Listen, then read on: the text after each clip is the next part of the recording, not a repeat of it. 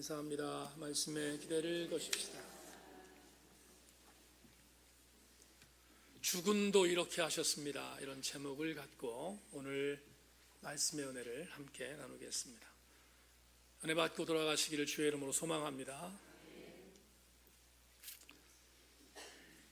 지난달 9월 달에 춘천에서 목회를 아주 열심히 잘하고 있는 동기 목사의 교회에서 창립기념주일 집회를 인도해 달라고 해서 참석해서 설교로 예배를 섬기고 돌아왔습니다.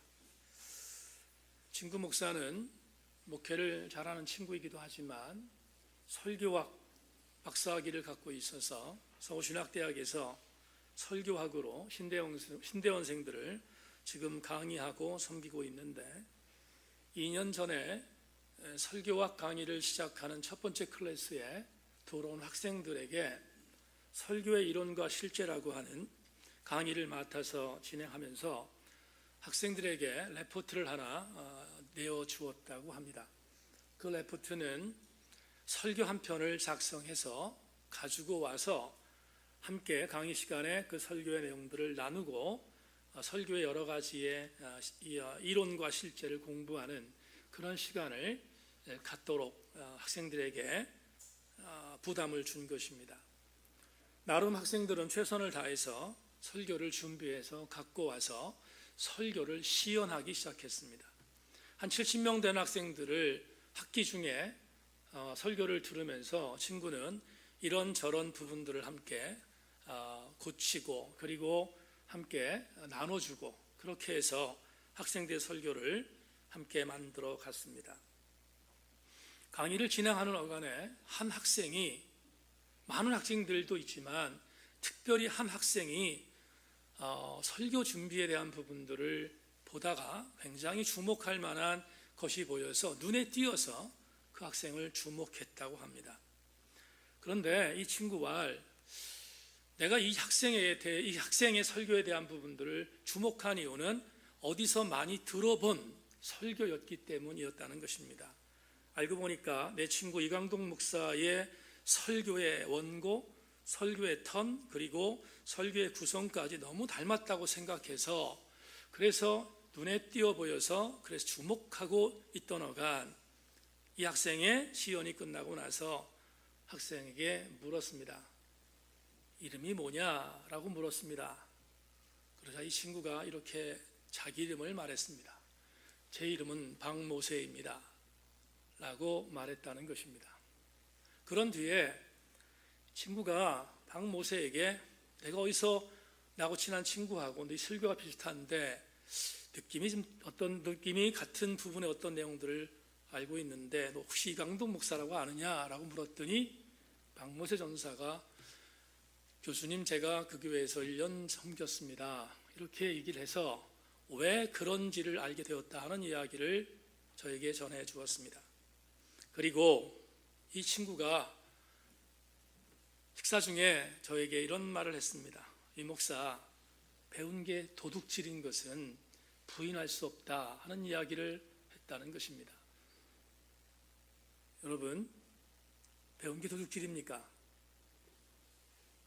많은 것들을 생각하게 만드는 친구의 이야기를 듣다가 박모스 전사가 우리 교회에서 심호할 때 나름 공부하려고 노력했던 추억들이 떠올랐습니다.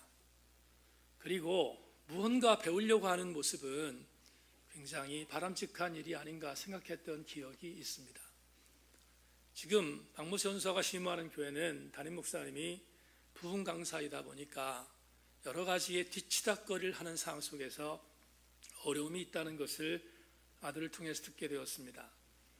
이 친구는 저하고 페이스북에서 같이 연락을 하고 있는데 얼마 전 박 전사가 페이스북에 이런 글을 올렸습니다. 모방할 수는 있지만 재현되지 않음. 어릴 적 목사님들의 설교를 듣고 그대로 행동하려고 노력하였다. 대학 시절 한 선생님의 연대기를 듣고 동일한 이력을 가지기 위해 결단해 보았다. 사역을 하는 내내 한 목회자님의 철학을 삶에 새겨넣기 위해 번번이 도전하곤 한다. 그러나 그 결과는 번번이 좌절이라. 모방할 수는 있지만 죄연되지는 않는다. 단 그들과 더불어 살아갈 수 있음에 감사하자라는 글을 올렸습니다. 이 글을 제가 만나고 나서 박 전사를 격려할 필요가 있어서 박 전사의 글에 제가 이렇게 댓글을 달아주었습니다. 박 전도사, 벤치마킹과 멘토링은 20대까지만 30대는 네가 멘토가 되기를 바란다. 제 글을 읽은 박 전도사가 다음과 같이 마무리하며 제 글의 댓글로 자기의 심정을 이렇게 전해주었습니다. 목사님, 막막한 게 사실이긴 하지만 30대에서만 할 수 있는, 또 할 수밖에 없는 일이 있기를 기대하면서 20대를 잘 마무리하도록 하겠습니다. 한 발짝 내디딜 힘이 없을 때 밀어주시는 것 같아 참 감사합니다. 박모수 전사와 1년의 일들을 경험하다가 이런 감회가 저에게 있었습니다. 저는 신학교에 들어가서 지금까지 맨 땅에 헤딩했습니다. 저는 장로 아들도 아니고 목사 아들도 아니기에 진골과 성골의 출신도 아니었습니다. 그래서 맨 땅에 헤딩했습니다. 유감스러운 것은 제 신학교 시절 저에게 조금 더 선한 영향력을 줄 수 있었던 멘토가 있었다면 지금보다 훨씬 더 괜찮은 목회의 길을 걷지 않았을까 하는 아쉬움이 있습니다.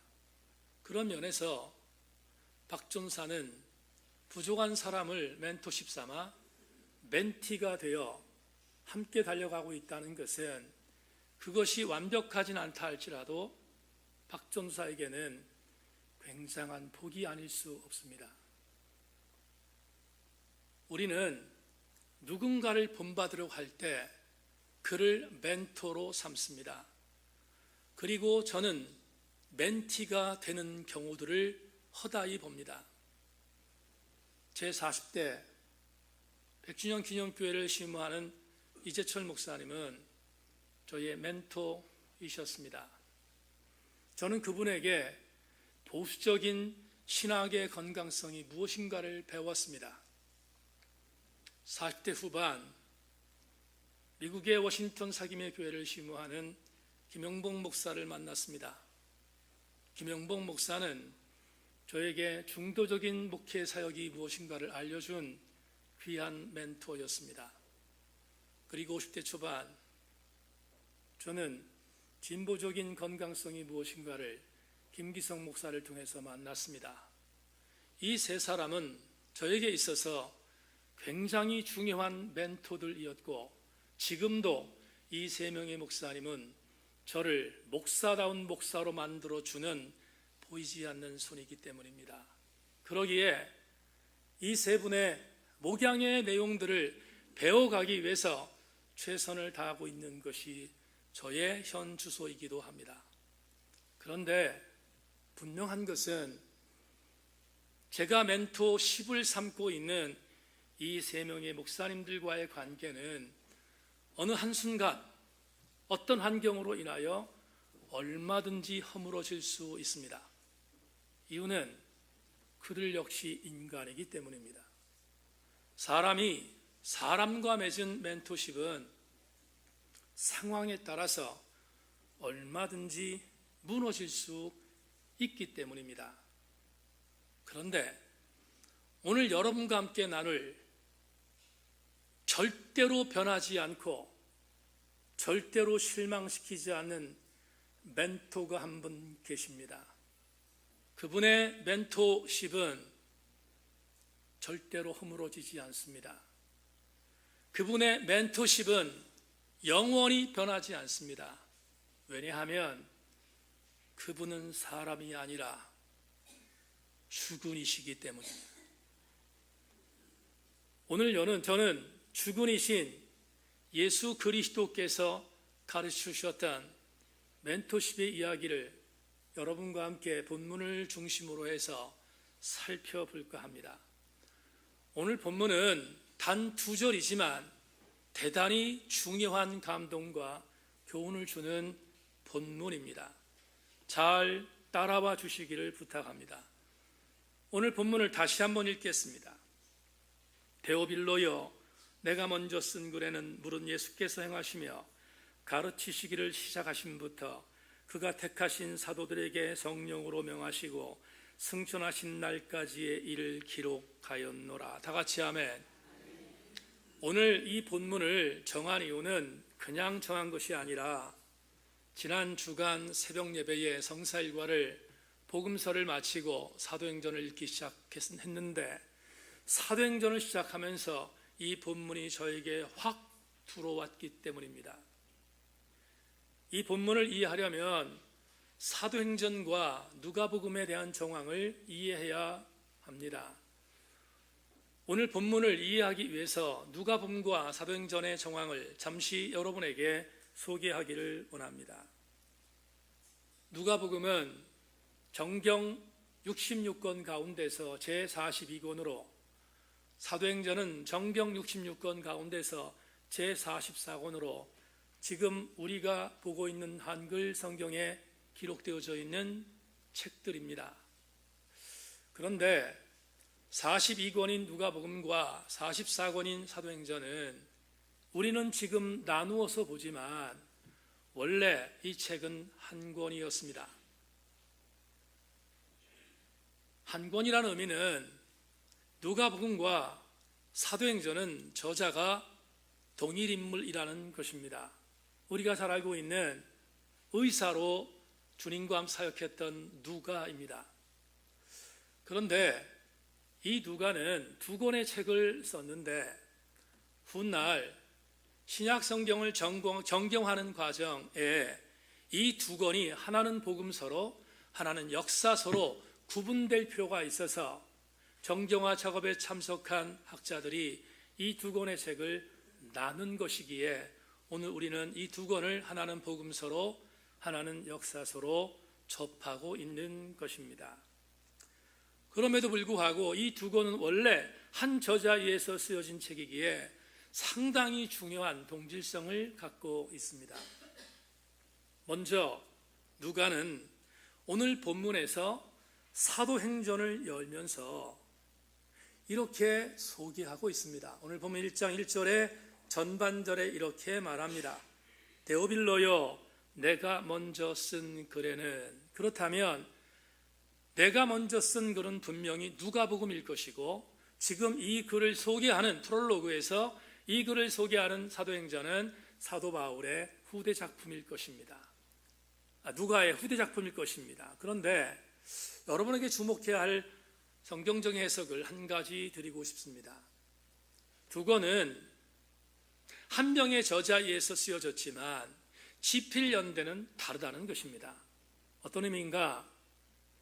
누가복음은 헬라 지역에 있는 많은 사람들, 특별히 헬라 지역에서 복음에 관심을 갖고 있었던 사람들을 위해서 지성인이었던 누가가 복음의 엑기스를 담아 헬라인들을 공략하게 만든 복음서가 누가복음인데, 학자들은 주 56년부터 58년경 누가복음을 누가가 작성했다고 동의합니다. 그런데 누가는 예수 그리스도의 행적을 기록한 이후 그는 잘 아시는 것처럼 사도 바울의 주치의로, 사도 바울의 동역자로 살았습니다. 사도 바울이 AD 64년경 네로의 박해 즈음에 순교를 당할 때 끝까지 감옥에 함께 있었던 사도 바울의 동역자로 누가는 알려져 있습니다. 그런데 누가가 사도 바울과 동역을 하면서 사도들의 사역을 함께 집대성한 책들이 필요하다 생각해서 두 번째 책을 기록했는데, 그 책이 AD 61년부터 63년경에 기록된 사도행전으로 학자들은 동의합니다. 그렇다면 첫 번째 책인 누가복음과 두 번째 책인 사도행전의 저작의 시기의 차이는 약 5년 정도의 시기가 있다는 것을 여러분들이 전제해 주시기를 부탁합니다. 이게 왜 중요한가?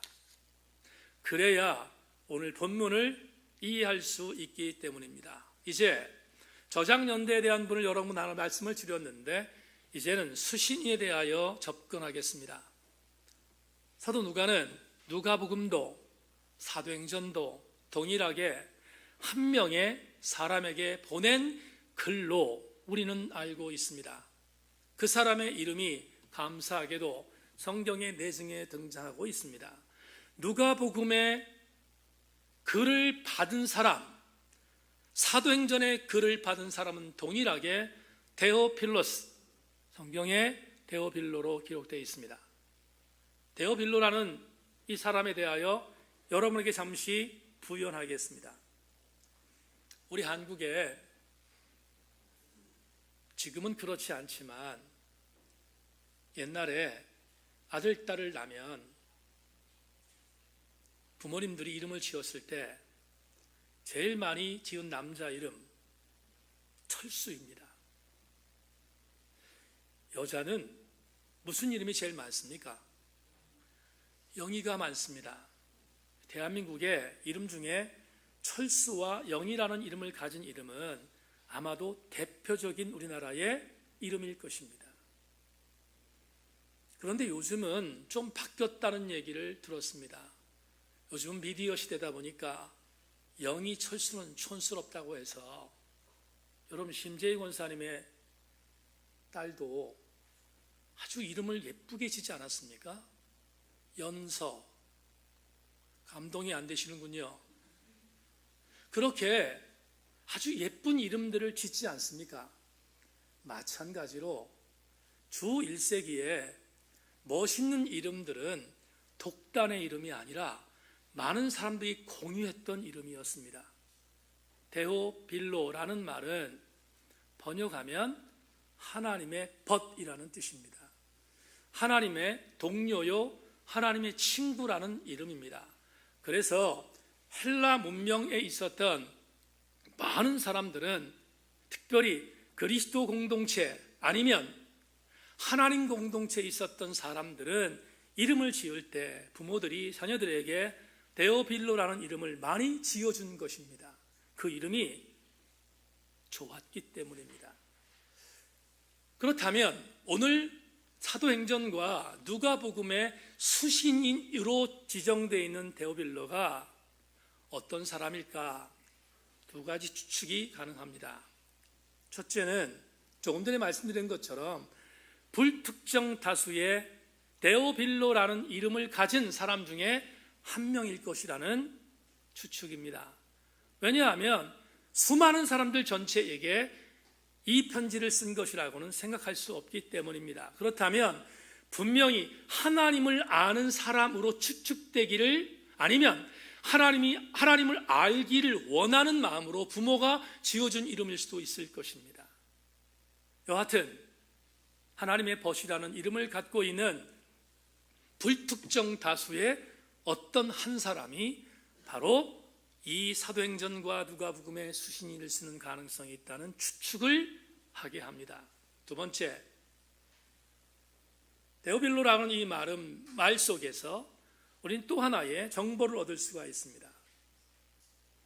누가복음 1장 3절을 여러분에게 읽어드리겠습니다. 그 모든 일을 근원부터 자세히 미루어 살핀 나도 데오빌로 각하에게 차례대로 써보내는 것이 좋은 줄 알았다. 다시 한번 읽겠습니다. 그 모든 일을 근원부터 자세히 미루어 살핀 나도 데오빌로 각하에게 차례대로 써보내는 것이 좋은 줄 알았다. 그러면 누가복음에 있는 첫 번째 누가의 이 저서에는 데오빌로라는 사람이 나오지만 그 사람의 신분까지 같이 기록되어 있음을 알 수 있습니다. 그 사람의 신분은 각하였습니다. 대통령인가? 대통령은 아니었습니다. 이 카라티스테라는 이 헬라어 단어는 당시에 헬라적인 부분이나 로마적인 부분에 있어서 어떤 관직에 있는 사람에게 붙여주는 고유명사입니다. 다른 말로 표현하면 조금은 서열이 높거나 아니면 관직의 높음에 있었던 사람이라는 것을 알려주는 정보라는 뜻입니다. 왜 이게 필요했을까? 간단합니다. 말씀드렸습니다. 당시의 데오빌로는 굉장히 많은 사람들이 갖고 있었던 이름이었습니다. 그렇다면 누가는 이 편지를 받고 있는 이 사람은 그 수많은 데오빌로 가운데서 어떤 신분이 높은 데오빌로인 것을 알려주는 것이 누가복음의 정보입니다. 그런데 주목할 것이 하나 있습니다. 누가복음은 각하라는 신분을 썼는데 오늘 본문 1절 다시 읽겠습니다. 데오빌로여, 내가 먼저 쓴 예수께서 행하시며 가르치시기를 시작하셨다. 뭐가 빠졌습니까? 각하가 빠졌습니다. 이 말은 대단히 중요한 정보를 우리에게 제공하고 있습니다. 주 1세기에 예수 그리스도인들이 모여있는 교회 공동체에 형제를 부를 때는 직분을 쓰지 않았습니다. 다시 말하면 당시에 예루살렘 초대 공동체, 안디옥 초대 공동체, 이런 초대교회 공동체에 교회 공동체 안에 들어오면 모두가 똑같았다는 것입니다. 여러분, 그 교회를 이끄는 사도 말고는 모두가 똑같았습니다. 물론 사도행전 6장에 나오지만 훗날 공계를 맡아 사역할 직분 하나가 생겼는데 그게 바로 디콘 집사였습니다. 그러니까 디콘이라는 직분은 후대적인 이야기이고, 이 당시 AD 1세기의 초창기의 초대교회 역사 속에 직분은 존재하지 않았다는 것입니다.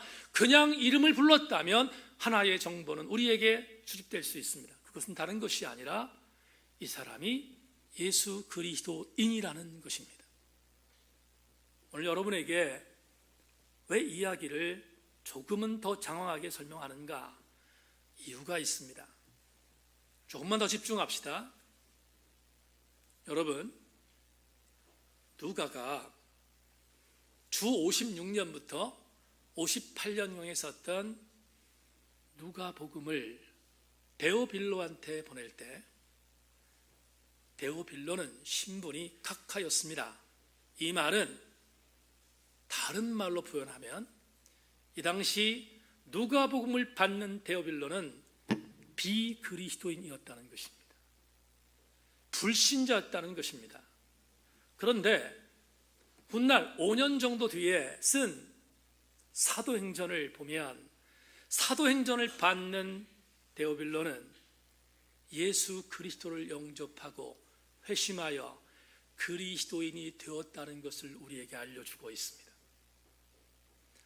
아무것도 아닌 것 같지만 굉장히 중요한 차이입니다. 왜냐하면 누가복음을 데오빌로 각하에게 썼을 때 누가의 저술 자세와 그리스도 안에 있는 형제 데오빌로에게 사도행전을 저술했을 때의 누가의 태도는 같을 리 없기 때문입니다. 아마도 누가복음을 썼을 때는 이 목적이었을 것입니다. 데오빌로가 불신자였는데 이 편지를 받고 나서 예수 그리스도인이 되기를 원하는 마음으로 썼을 것이고, 사도행전을 썼을 때는 이미 예수를 믿고 회심한 데오빌로가 성숙한 그리스도인이 되기를 원하는 마음으로 이 글을 쓰지 않았겠습니까? 여기에서 우리는 대단히 중요한 정보를 1절을 통하여 다시 한번 확인할 수 있습니다. 1절 다시 한번 여러분에게 읽어드리겠습니다. 데오빌로여, 내가 먼저 쓰는 글에는 물은 예수께서 행하시며 가르치시기를 시작하심부터, 따라합시다. 행하시며 가르치셨다. 오늘 여러분에게 이 부분을 이제 오늘 설교의 주제로 삼고 함께 이야기를 나누어 가기를 원합니다. 이미 예수 믿고 구원받은 신자 데오빌로에게 사도 바울이 이렇게 말합니다. 형제 데오빌로여, 내가 먼저 쓴 글에 기억나십니까? 내가 먼저 쓴 누가복음이라는 이 책, 형제 기억하실 줄 압니다. 거기서 내가 무엇을 말했습니까? 내가 예수 그리스도께서 행하시며 가르치시기를 시작했던 것, 그것을 썼습니다. 네, 여러분 주목하십시오. 조금 세밀하게. 누가복음에는 예수께서 행하셨고 가르쳤던 것을 당신에게 말한다는 용어가 나오지 않습니다. 누가복음에는 누가가 불신자였던 데오빌로에게 예수께서 행하셨다, 그런데 가르치셨다는 문구를 집어넣지 않았습니다. 그런데 예수 그리스도를 믿고 난 이후 완전히 거듭나 회심한 데오빌로에게는 사도행전이라는 편지를 쓰면서 비하인드 스토리, 아니면 더 깊은 이야기를 여기에 흔적으로 남겨놓고 있습니다. 무슨 얘기를 하고 있습니까? 사도행전을 받는 데오빌로에게는 이렇게 말합니다. 당신은 이전에 몰랐겠지만, 당신은 내가 누가복음이라는 이 책을 썼을 때는, 당신을 보낼 때는 몰랐겠지만, 나는 이미 당신에게 이것을 가르쳤습니다. 무엇인지 아십니까? 형제 데오빌로여, 이제부터는 내가 누가복음에서 말했던 예수의 삶을 당신에게 말하기를 원합니다로 시작하는 것이 사도행전입니다. 그렇다면 우리는 대단히 중요한 영적 교훈을 얻게 됩니다. 불신자였던 데오빌로에게는 그게 중요하지 않았지만 이미 예수 믿었던 데오빌로에게는 이제부터는 이게 중요했습니다. 정말로 중요했습니다. 그래서 누가는 이렇게 말합니다. 데오빌로 형제여, 내가 이제부터 사도행전이라는 글을 써서 당신에게 보내는데 이 글은 이전에 썼던 글과 차원이 다른 것이 하나 있습니다. 이제부터 데오빌로 형제여, 당신에게 내가 말하고 싶은 것은 나도 당신도 주군인 예수께서는 행하신 것을 가르쳤다는 것입니다.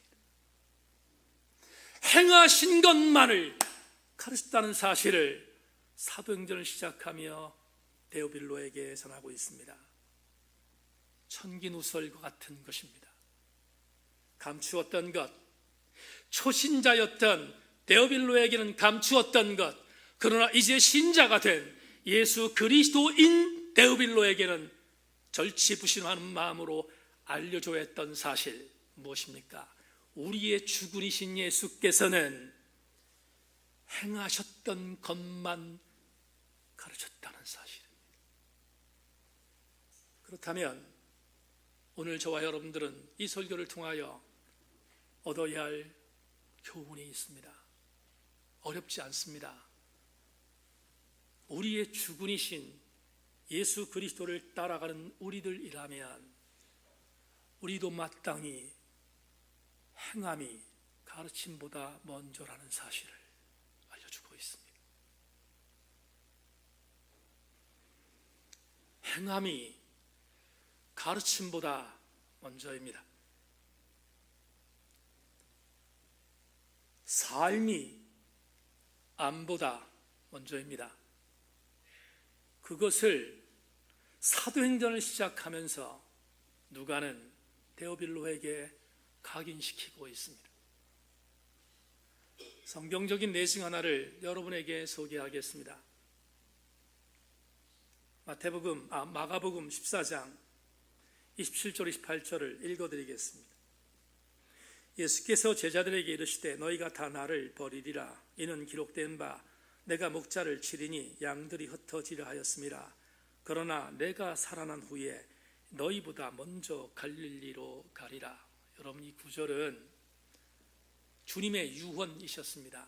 왜냐하면 이 발언을 하셨던 장소가 마가의 다락방이었기 때문입니다. 최후의 만찬을 향하셨던 그 자리에서 제자들이 다 나를 바를 것이다 라고 예고하신 주님께서 거기 있는 제자들에게 한 가지 약속을 하셨습니다. 내가 죽을 것이다. 그런데 하나님의 은혜로 다시 살아난 뒤에 내가 너희들에게 먼저 말할 것은 이것이다. 내가 죽은 뒤에 살아나면 나를 보기 위해서 반드시 갈릴리로 오라는 것입니다. 왜냐하면 내가 부활한 이후에 갈릴리로 먼저 갈 것을 말씀하셨기 때문입니다. 그렇다면 우리는 파헤쳐야 합니다. 왜 주님께서 부활하신 이후에 예루살렘에 거한다고 말씀하지 않고 갈릴리로 가신다고 하셨을까? 이유가 무엇일까? 이것도 해석하기 어렵지 않습니다. 예수님은 공생애를 시작하셨던 3년 기간 동안 예루살렘에 머무셨던 것은 딱 3번입니다. 예수 그리스도의 활동 영역은 전적으로 갈릴리였습니다. 갈릴리를 주목하신 이유는 갈릴리는 버려진 땅이었습니다. 갈릴리는 주님의 보호하심이 필요한 손길들이 있었던 땅이었습니다. 다시 말하면 누가복음 4장에 기록된 것처럼 눈먼 자, 억눌린 자, 배고픈 자, 감옥에 있는 자, 그리고 주님의 손길이 필요하고 주님의 은혜가 필요한 자들이 그곳에 있었기에 주님은 그곳을 집중할 수밖에 없었던 것입니다. 그리고 주님은 거의 전생에 공생애를 갈릴리에서 사셨습니다. 놀라운 것은 주께서 부활하신 뒤 나는 여전히 예루살렘에 거하지 않고 갈릴리에 있을 것이라고 예고하신 것입니다. 무엇입니까? 예수 그리스도의 삶이었습니다. 예수 그리스도의 생활의 방식이었습니다. 그렇게 약속하신 주님, 약속을 지키셨는가? 마태복음 28장 5절로 7절을 제가 읽겠습니다. 천사가 여자들에게 말하 이르되 너희는 무서워하지 말라. 십자가에 못 박히신 예수를 너희가 찾는 줄을 내가 아노라. 그가 여기 계시지 않고 그가 말씀하신 대로 살아나셨느니라. 와서 그가 누우셨던 것을 보라. 또 빨리 가서 그의 제자들에게 이르되 그가 죽은 자 가운데 살아나셨고 너희보다 먼저 갈릴리로 가시나니 거기서 너희가 배우리라 하라. 보라, 내가 너희에게 일렀느니라 하거늘. 그러면 주님이 부활하셔서 그 믿음을 갖고 간 것은 아니지만 여인들이 예수 그리스도의 무덤에 갔을 때 주님은 계시지 않았습니다. 너무 놀랐습니다. 그런데 천사들이 예수 그리스도의 무덤에 찾아온 여인들에게 말한 것이 이것입니다. 이전에 너희의 주군이셨던 예수께서 하셨던 말씀을 잊었는가? 너희 주군은 여기 계시지 않고 살아나셨고 그분은 너희들보다 갈릴리에 먼저 가 계셨다라고 말하고 있습니다. 그렇다면 주님은 약속하신 것을 지키고 갈릴리로 가신 것입니다. 천사를 통하여 이 이야기를 여인들에게 고지하고 제자들에게 가서 말하라고 말한 이유는 무엇입니까? 간단합니다. 너희 주군이신 예수께서 말씀하신 대로 갈릴리에 갔으니 너희도 갈릴리로 오라는 것입니다. 성도 여러분, 오늘 본문을 사도행전이라고 했습니다. 사도행전이라는 우리가 보는 44번째의 성경의 순서에 나오는 이 책을 영어 성경을 보면 ACTS라고 기록되어 있습니다. 일반적으로 우리가 act라고 하면 행동을 말합니다. 그런데 유독 이 사도행전은 act라는 단수 단어를 쓰지 않고 ACTS라는 복수 명사를 썼습니다. 번역하면 말 그대로 행동들입니다. 행함들입니다. 그런데 이 행함들이라는 번역은 그냥 나온 것이 아니라 이 act라고 하는 이 사도행전의 이 원래의 헬라어적인 표현을 보면 이 헬라어적 표현이 바로 act라는 복수명사를 쓸 수밖에 없도록 만든 근원을 주고 있습니다. 프락세이아스 아포스톨론이라는 이 헬라어는 번역하면 아포스톨론 사도들의 프락세이아스 행함들입니다. 행함이라는 한 가지의 일이 아니라 행함들입니다. 왜 이게 중요한가? 중요한 이유가 있습니다. 사도행전 1장부터 사도행전 28장까지는 예수 그리스도를 주군 삼아 예수 그리스도께서 가셨던 그 길을 따라가는 모든 제자들의 행동들을 기록했기 때문입니다.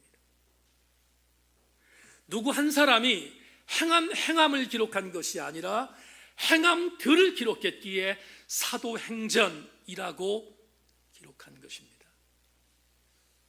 여러분에게 이 이야기를 드리고 싶습니다.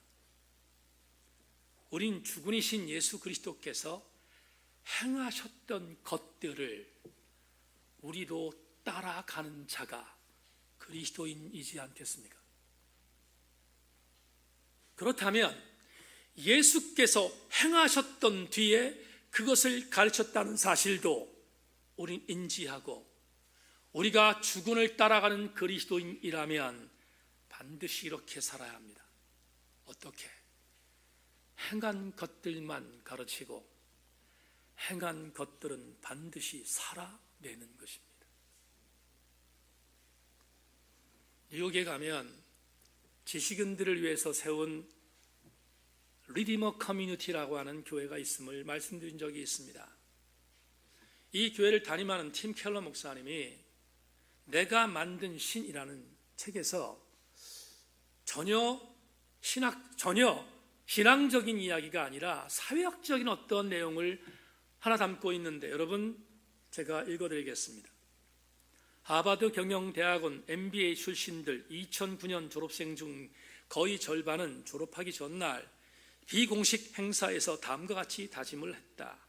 지극히 정직하게 행동할 것, 내 좁은 야망을 채우기 위한 결정과 행동을 거부할 것, 내 사업으로 사회에 창출할 장기적 가치를 높이는 쪽으로 일할 것, 세 가지를 다짐했다는 것입니다.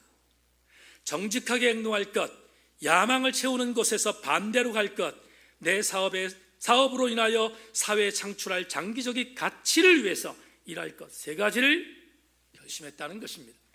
선서합니다. 여러분 아시는 것처럼 MBA 학위는 전 세계의 경영학도들의 최고의 학위입니다. 그들은 MBA 학위를 따면 미국의 월스트리트라고 하는 전 세계의 경제권을 주무르는 곳에 가서 일을 합니다.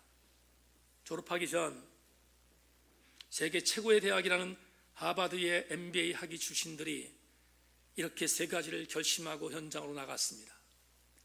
그런데 팀 켈러가 굉장히 중요한 추적을 한 내용을 하나 이 책에서 소개합니다. 이렇게 2009년에 결심했던 그 졸업생들을 추적했다는 것입니다. 그 추적이 영국이 만든 세계적인 경제 저널 이코노미스트에 기록되어 있는데 그 내용까지 소개합니다. 선서에 서명한 졸업생들은 당당히 다른 길을 택했다. 이익을 추구하는 경영자들은 주가를 신속히 올리려고 무엇이든 하느라 회사의 장기적 건강을 희생하고 직원과 고객과 환경과 진정한 유익을 희생했다. 배반한 것입니다. 변질한 것입니다. 세 가지의 결심을 통하여 세계 경제에 훌륭한 선한 영향력을 제시하겠다고 결심한 그들이 현장에 나가서 자기 이권과 회사의 창출을 위하여 변질했다는 것을 보고하는 이 글을 팀 켈러가 내가 만든 신에서 인용하고 있습니다. 왜? 여러분, 팀 켈러가 이 사회학적인 이슈에 대한 이야기를 자기의 책에 왜 썼습니까? 무엇 때문에? 팀 켈러는 이 글을 소개한 이유는 이것입니다. 세속적 영역은 얼마든지 그럴 수 있다는 것입니다. 그런데 팀 켈러의 갈파는 이것입니다. 그리스도인들이 그렇게 살면 안 된다는 것입니다. 세속의 영역은 얼마든지 그럴 수 있지만 교회 공동체의 커뮤니티 안에 있는 그리스도인들은 주군이 말씀하신 것에 대하여 변질하지 말라는 것입니다. 배반하지 말라는 것입니다.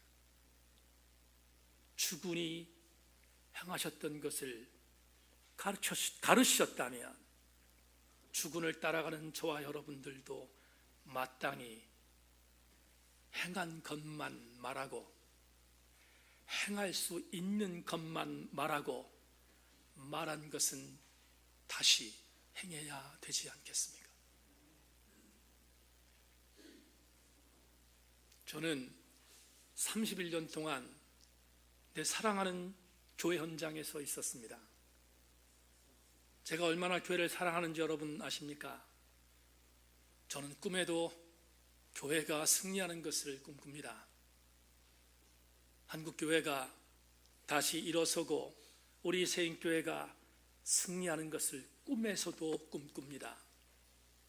왜냐하면 저는 대한민국 개신교의 한 교회를 맡아 사역하는 목회자이기 때문입니다.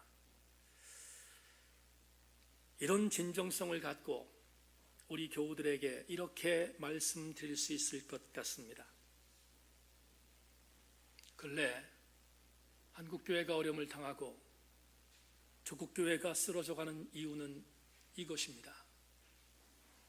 주군께서 그대로 행하시고 가르치시고 가르치신 것은 반드시 행하셨는데 주군을 따르는 우리들은 그 반대의 길을 가기 때문입니다. 역으로 한국교회의 소망을 바라보는 한 가지 루트를 열고 싶습니다. 한국교회가 무너진 것은 주군이 가셨던 그 길을 반대로 가기 때문이라고 진단했다면 한국교회가 회복되는 또 다른 방법 하나는 주군께서 가셨던 길로 우리도 따라가는 그 길만이 한국교회가 회복될 수 있는 진정한 길이지 않겠습니까? 변명하지 맙시다. 목회자에 대하여 비평적인 시각을 갖고 있는 성도가 이렇게 비평합니다. 목사님 딴 얘기하지 마시고 목사님이 한 말만 목사님이 살아내면 한국교회가 살아난다고 저를 비평할 수 있습니다. 저는 반대로 제가 설교한 내용을 성도들이여 지켜 살면 교회가 승리한다고 말할 수 있습니다. 그렇지만 그러지 마십시다. 세인교회 지체 여러분, 성도는 목사에게 삿대질하고 목사는 성도들에게 삿대질하며 살아나라고 압박하지 마십시다. 정말 중요한 것은 우리 주군이 가셨던 그 길을 성도는 성도가, 목사는 목사가 살아내는 것이 중요하지 않겠습니까? 오늘 이 땅의 소망은 교회입니다. 누가 뭐라 하더라도 이 땅의 유일한 소망은 교회입니다. 교회에서 우리의 신앙의 여정을 달려가는 세인교회 지체 여러분, 주군이 그렇게 하셨다면 우리도 그렇게 하면 됩니다. 행하셨던 것을 말하고 말한 것은 행하고, 그리하여 주군이 가셨던 그 길을 따라갈 때 우리는 다시 한번 일어서고 우리 교회도 승리할 것을 확신하고 우리 세인교회가 그 길을 함께 달려갈 수 있기를 주의 이름으로 소망합니다. 말씀 맺겠습니다. 무거운 이야기를 한 것 같아서 제가 지난주에 있었던 에피소드 하나 얘기하고 설교를 맺겠습니다. 지난 화요일 날 학교에서 강의를 시작하려고 막 준비하는데 학생 한 명이 책 한 권을 들고 교탁으로 나왔습니다. 그러더니 아주 떳떳하게 책을 펴서 저에게 이렇게 말했습니다. 교수님, 사인해 주세요. 그래서 제가 그 책을 봤더니 저의 첫 번째 책을 갖고 온 것입니다. 그리고 그 첫 번째 책을 펼쳐 보이면서 이 정도 읽었습니다. 그러니까 저자 사인해 주십시오. 이렇게 저한테 압박했습니다. 무슨 얘기인지 알고 제가 거기다가 제 이름을 쓰고 사인을 하는데 이 친구가 한마디를 더 했습니다. 교수님, 이 책 다 읽고 나면 두 번째 책도 읽을 것입니다. 그것도 사인해 주시기를 바랍니다. 이렇게 말했습니다. 그런데 여러분, 제가 산전수전 공중전을 다 겪어서 그런지 모르겠지만 그 학생이 사인을 하면서 저자 사인해 주십시오라고 하는 그 말을 이렇게 들었습니다. 교수님, 점수는 아시겠지요? 이렇게 들었습니다. 그래서 그 친구의 이름을 사인하다 보니까 이름을 써줘야 되니까 이름을 지난 주간이 중간고사 기간인데 저는 시험을 보지 않고 레포트를 써서 하나 내라 이렇게 제가 부담을 줬는데 지난주가 마감하는 날이라서 학생들이 레포트를 다 써서 냈습니다. 그걸 가지고 와서 서재에서 읽기 시작했는데 누가 궁금하겠습니까? 그 사람이 궁금하지 않겠습니까? 그래서 그 사람의 레포트를 찾아서 제일 먼저 읽었습니다. 놀라운 일이 발견됐습니다. 여러분, 벌써 심리적으로 압박한 그 친구 얼마나 얍살합니까? 그런데 놀라운 사실이 발견됐습니다. 레포트를 썼는데 그 레포트의 내용이 A+입니다. 주최측의 농간인가? 그렇지 않습니다. 그 정도로 넘어갈 사람은 아닙니다. 그 친구가 쓴 레포트를 보면서 탁월하다 생각했습니다. 그리고 깨달은 것이 이것입니다. 교수와는 교수의 생각과 그리고 그가 원하는 것이 무엇인가를 고민하는 사람은 다르다. 주분이신 예수 그리스도, 그분이 우리에게 무엇을 요구하는지 그것을 집중하는 자는 주군이 원하시는 것을 따라가고 집중하고 살아낼 수 있습니다. 여러분 모두가 주군이신 예수 그리스도의 삶을 살아내는 승리하는 주인공들 되기를 주님의 이름으로 축원합니다. 하나님 감사합니다. 오늘 주의 말씀 나누었습니다.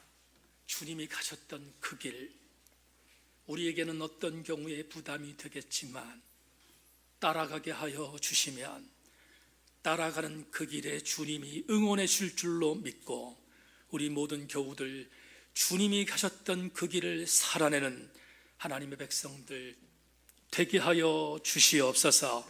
하나님, 오늘 이 믿음으로 살기로 결단한 모든 백성들에게 하나님 박수 쳐 주실 줄로 믿고 이번 주간 주 안에서 승리하도록 인도하여 주시옵소서. 예수 그리스도의 이름으로 기도하옵나이다. 아멘. 516장 찬양 하나님께 드립시다. 1절과 마지막 절 찬양합시다. 옳은 길 따르라 의의 길 세계만 이 길 따라서 살기 온 세상이 마치 새만 백성이다.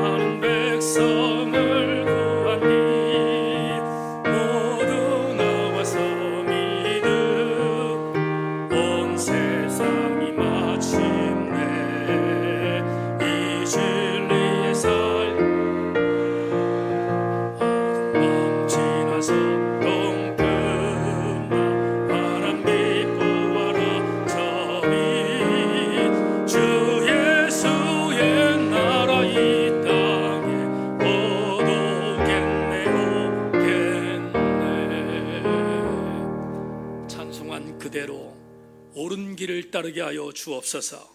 우리 모든 성도들마다 주님이 가셨던 바른 길을 우리도 따라가게 하여 주셔서 의의 길로 반드시 도착할 수 있도록 우리 사랑하는 성도들을 인쳐주시고 이끌어 주시기를 원합니다. 예배자로 서서 하나님 앞에 우리의 분깃들을 올려드렸사오니 주님, 우리의 아름다운 드림을 기뻐 받으시고 교우들의 범사, 교우들의 모든 경영토와 모든 상황과 몇 건과 형편 속에 주님이 깊숙이 간섭하여 주셔서 저들 모두가 일주일 동안 넉넉하게 그리고 분연히